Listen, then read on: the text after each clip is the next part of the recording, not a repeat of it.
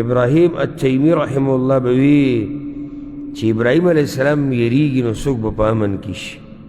نن سبا خو جریبازو ته ووایي چې دعا کوو چې الله دې شرک نه وساتي. زه او شرک خفه شي، یعنې شرک خو لا پرېږدې، شرک خو تا ګټه خبره وکړه، که دې ورته ووایي چې یاره توبه او استغفار وباسي چې ګناهونه دې الله وبخي، په دې هم خفه کېږي.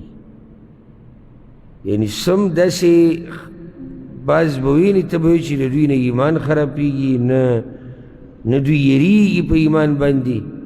د ابراهیم علیه السلام په شان انسان په ځان او په بچو یریږي د بوتانو د بندګۍ نه، بل صنم نه، د بوتانو د بندګۍ نه.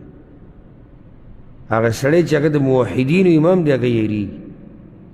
او زمونږ به چې تر ټک خطاونو کې عملي یا به نه وي، داسې مضبوط ژوند تېروو او داسې په امن کې، او چې د بوتانو بندګي دې راته ووایي نو کیدای شي ګزار دلم درکړو.